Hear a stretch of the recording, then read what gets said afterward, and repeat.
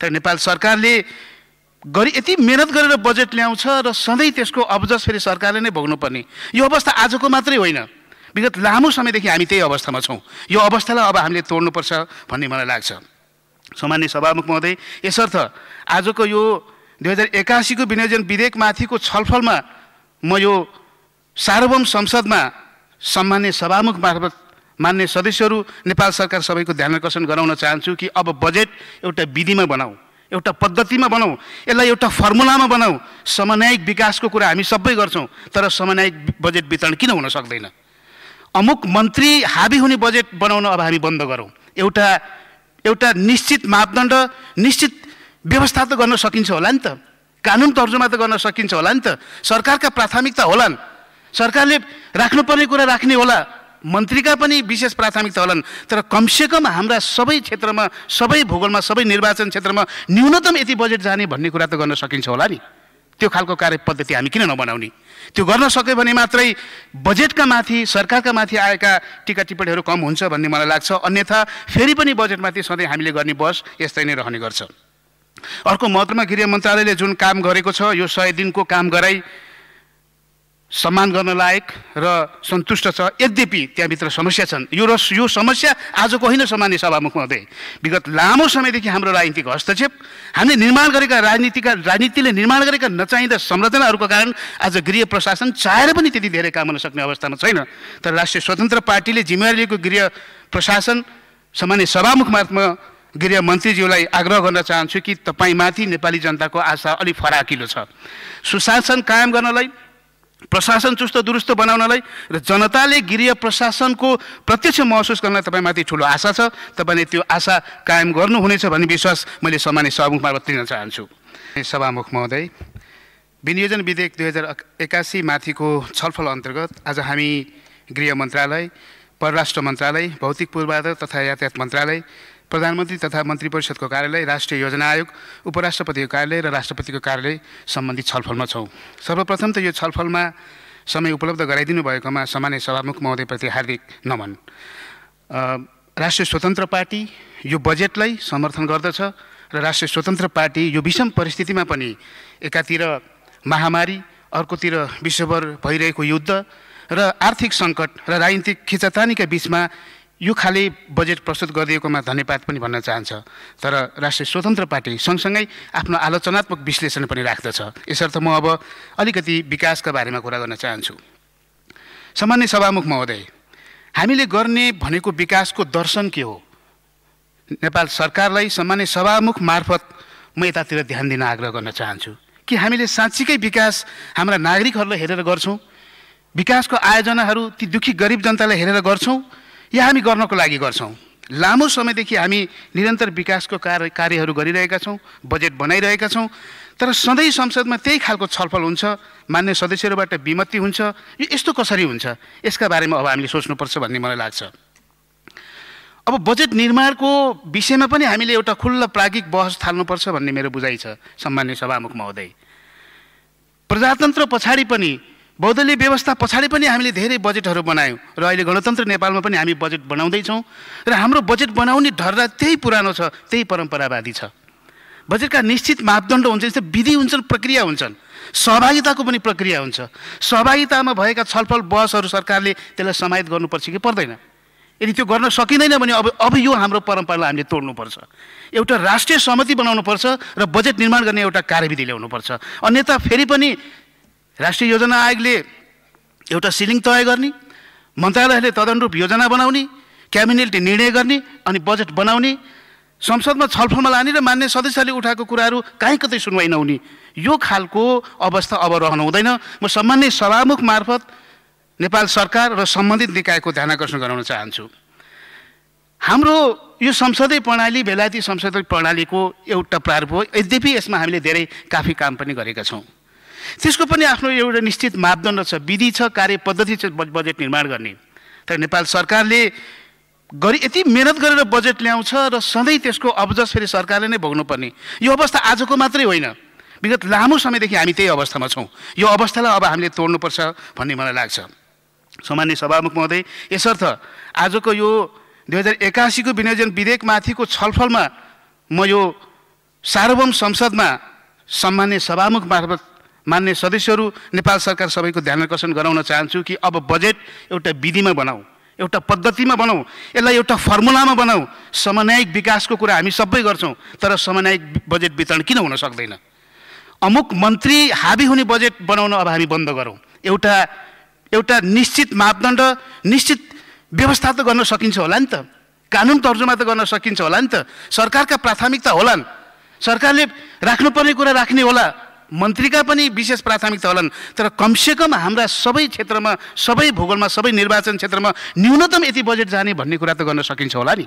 त्यो खालको कार्य पद्धति हामी किन नबनाउने? त्यो गर्न सक्यो भने मात्रै बजेटका माथि, सरकारका माथि आएका टीका टिप्पणीहरू कम हुन्छ भन्ने मलाई लाग्छ। अन्यथा फेरि पनि बजेटमाथि सधैँ हामीले गर्ने बहस यस्तै नै रहने गर्छ। अर्को महत्त्वपूर्ण कुरा सामान्य सभामुख महोदय, बजेट भनेको मात्र अर्थको कुरा होइन, यो राजनीतिक उपलब्धि, हामीले समाज रूपान्तरणलाई कार्यान्वयन गर्ने एउटा सबैभन्दा प्रमुख बाटो हो र प्रमुख व्यवस्था हो। बजेटमा हामी पैसा मात्रै खर्च गर्दैनौँ, हामीले सङ्घर्ष गरेर उपलब्ध गरेको राजनीतिक व्यवस्थालाई स्थापित गर्छौँ। यसर्थ बजेट निर्माण भनेको 2-4 अर्ब बाँड्ने र 2-4 जनालाई खुसी बनाउने कुरा होइन, मूलतः यो नेपाली समाजलाई रूपान्तरण गर्ने, नेपाली जनताको जीवनलाई परिवर्तन गर्ने कुरा हो। यदि यसो हो भने यसलाई पनि एउटा गम्भीरताका साथ अगाडि बढाउनुपर्छ भन्ने मलाई लाग्छ।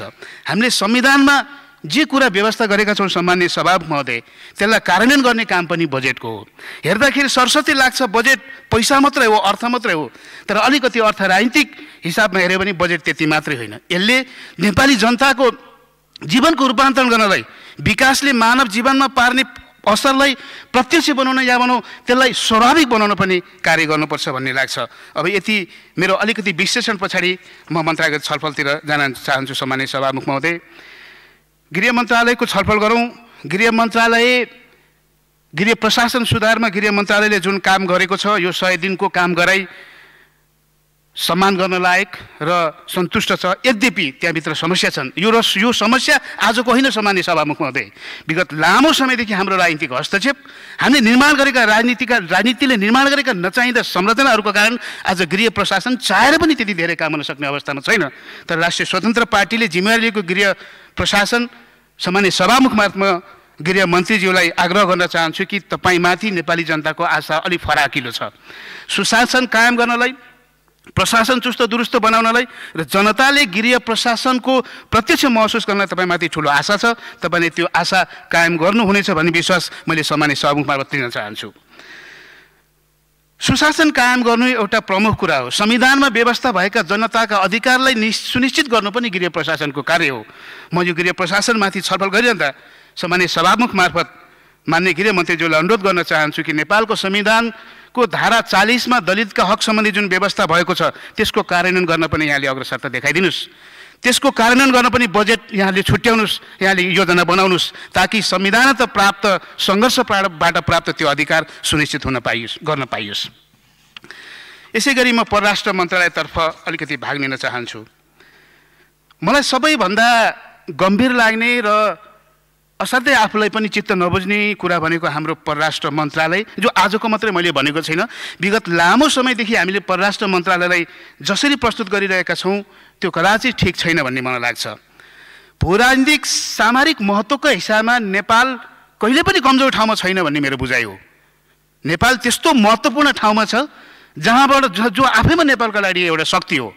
हामीले सधैँ परराष्ट्रमा के भन्ने गऱ्यौँ भने हाम्रा लागि हाम्रा छिमेकी महत्त्वपूर्ण छन्, स्वाभाविक हो हाम्रा लागि हाम्रा छिमेकी महत्त्वपूर्ण छन्, तर स्मरण रहोस् हाम्रा छिमेकीका लागि पनि हामी त्यत्तिकै महत्त्वपूर्ण छौँ जति उनीहरूका लागि हामी छौँ।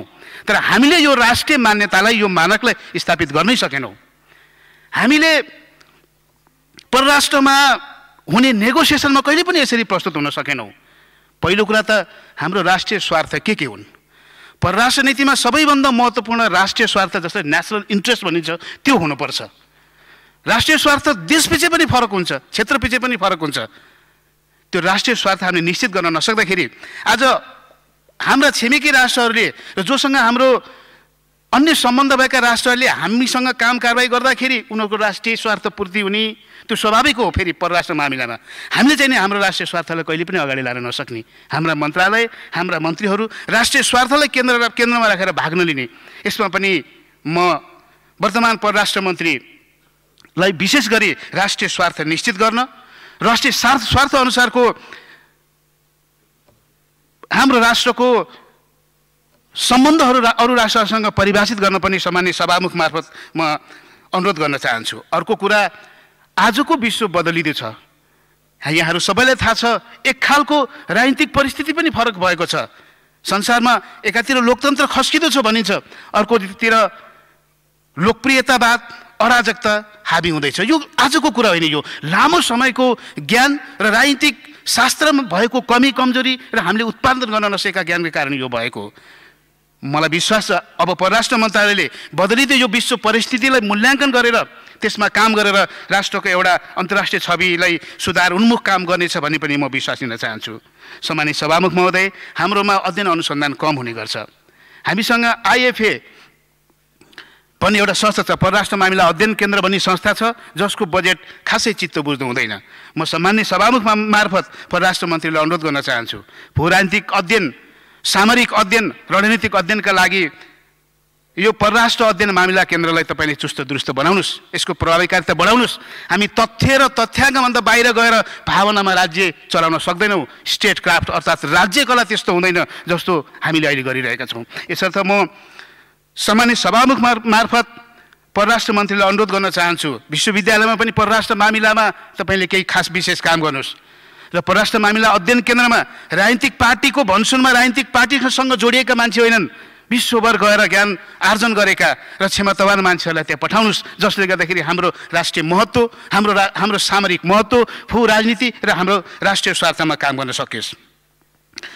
र परराष्ट्र मन्त्रालयले अलिकति पर्यटन मन्त्रालयसँग पनि मिलेर काम गर्नुपर्छ भन्ने मलाई लाग्छ, किनभने हाम्रो प्राकृतिक सौन्दर्यता, हाम्रो ऐतिहासिक घटनाहरू र हाम्रो सांस्कृतिक सम्पदा जो छ त्यसलाई अन्तर्राष्ट्रियकरण गर्ने पनि परराष्ट्र मन्त्रालयको जिम्मेवारी हो भन्ने म ठान्दछु।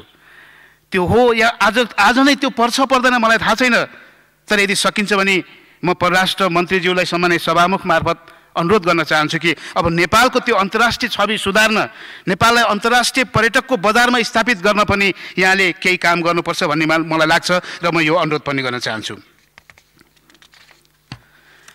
अर्को महत्त्वपूर्ण कुरा, नेपालको राजदूतावास जहाँ जहाँ रहन्छ त्यो हामीले अन्तर्राष्ट्रिय मान्यता अनुसार त्यो हाम्रो भूमि भन्ने गरेका छौँ। म केही समय अगाडि मित्रराष्ट्र चीनको भ्रमणमा गएको थिएँ र बेजिङ स्थित हाम्रो राजदूतावासमा पुगेको थिएँ र त्यति बेला बेजिङ स्थित हाम्रा महामहिम राजदूतले भन्ने गर्नुहुन्थ्यो कि हाम्रो बसोबास, हाम्रो यहाँको जमिन, यो भूगोल, यो जुन हामीले उपलब्ध गरेका भौतिक संरचना छौँ यो एकदमै गाह्रो छ। सामान्य सभामुख मार्फत म परराष्ट्र मन्त्रीलाई अनुरोध गर्न चाहन्छु, जहाँ जहाँ हाम्रो राजदूतावासहरू छन्, जहाँ जहाँ हाम्रो कूटनीतिक नियोग छन्, कमसेकम त्यसलाई आफ्नो बनाउने बाटोतिर पनि तपाईँ अगाडि बढ्नुहोस्। कुरा अर्थको मात्र होइन, कुरा पैसाको मात्र होइन, पुरा राष्ट्रिय इज्जतको पनि हो, कुरा नेसनल डिग्निटीको पनि हो। यसर्थ ती नियोगहरू, ती राजदूतावासहरू जो हामीलाई चाहिन्छ, जोसँग हाम्रो ऐतिहासिक सम्बन्ध छ, तिनलाई आफ्नो बनाउनेतिर पनि सरकारले बजेट खर्च गर्नुपर्छ, बजेट छुट्याउनुपर्छ भन्ने मलाई लाग्छ। जहाँसम्म भ्रमणका कुरा छन्, जहाँसम्म तालिमका कुरा छन्, यो त स्वाभाविकको कुरा भयो, यो धेरै त्यसै चर्चाको विषय होइन, यसलाई अझ बढाउनुपर्छ भन्ने मेरो मान्यता, किनभने यो नबढाइकन हामीले हाम्रो राष्ट्रिय छवि सुधार्न सक्दैनौँ। अब अलिकति भौतिक पूर्वाधार तथा यातायात मन्त्रालय सम्बन्धी कुरा गरौँ। काफी यो विषयमा यहाँ चर्चा भएको छ। अगाडि सुरुवातमा पनि मैले यसमा केही कुराहरू राखेँ। यो एउटा गजबको एउटा परम्परावादी विकासको बाटोमा हामी गएका छौँ। मलाई त डर लाग्छ, मन्त्री नै नभइकन केही गर्न नसकिने पो हो कि भन्ने डर लाग्छ। सामान्य सभामुख महोदय, संसद भएर जनताको सार्वभौम संसदमा बसेर जनताको न्यायको कुरा उठाउला भनेको यता जनताको कुरा गर्दै गर्दै उता आफ्नो कुराहरू सबै कहाँ हराउने रहेछ। यस्तो खाले विकासको परियोजना, यस्तो खालको बजेट हामी बनाउँदै रहेछौँ। यो सानो कुरा होइन। मान्य सांसदहरूले यहाँ बसेर रोदन गर्नुपर्ने अवस्था भनेको सानो अवस्था होइन। जनतालाई विकासमा सहभागिता गराउनुपर्छ, विकासको उद्देश्य प्राप्त गर्न भन्ने हाम्रो मान्यता छ। यो बनिरहेको बजेट विकासका परियोजनाहरूमा सांसदहरू पनि सहभागी हुन सक्दैनन् भने कस्तो खालको परियोजनाहरू, कस्तो खालको बजेट हामीले बनाएका छौँ। ठिक छ, आज हामीलाई लाग्छ, हामीलाई पनि थाहा छ कर्णालीको बृहत्तर विकास हुनुपर्छ। लामो समयको हाम्रो राजनीतिले कर्णाली पछाडि परेकै हो, अथवा भनौँ हामीले पारेकै हो। मधेसमा पनि मधेसको देहात र मधेसको अन्य हामीले छुट्याएकै हो, हाम्रो राजनीतिले त्यो गरेकै हो। आज गणतन्त्र नेपालमा आइरहँदाखेरि एकात्मक राज्य प्रणालीबाट सङ्घात्मक राज्य प्रणालीमा आउँदाखेरि पनि फेरि पनि कर्णालीको त्यही हकीकत हुने हो भने यो चाहिँ न्यायसङ्गत भएन सम्माननीय सभामुख महोदय। यसर्थ कर्णालीको विकासमा कर्णालीका अप्ठ्याराहरूलाई पनि यो सरकारले, सङ्घीय सरकारले आफ्नो सोचोस् र कर्णालीको जीवनलाई सहज बनाउन भूमिका खेलोस् भनी म राष्ट्रिय स्वतन्त्र पार्टी र मेरो आफ्नो तर्फबाट पनि भन्न चाहन्छु। अब अन्त्यमा सम्माननीय सभामुख महोदय, गएको अप्रिल महिनामा मात्र प्रकाशित कोलम्बिया विश्वविद्यालयका प्रोफेसर जोसेफ ई स्टिग्लिजको पुस्तक the road to freedom economics and the good society भन्ने पुस्तक पढिरहेको थिएँ म आजभोलि। प्रोफेसर जोसेफ भन्छन्, आजको हाम्रो अर्थतन्त्र र समाजका समस्याहरू अब सम्भाव्य होइनन् वा भनौँ स्वाभाविक होइनन्। तिनीहरू कुनै प्राकृतिक नियम वा भनौँ अर्थशास्त्र आफ्नै कारणले पनि गरेका होइनन्। साँचो अर्थमा तिनीहरू त हामी आफैले गरेको अर्थतन्त्रको छनौट र हामी आफैले बनाएको अर्थनीतिहरूको कारण भएका हुन्। यति भन्दै अब पनि हामीले गर्ने अर्थतन्त्रको छनौट र हाम्रो अर्थनीतिले फेरि पनि समाजलाई पछाडितिर नलैजाओस् भन्ने अनुरोधका साथ म आफ्नो भनाइहरू यहीँ टुङ्ग्याउँछु। धन्यवाद।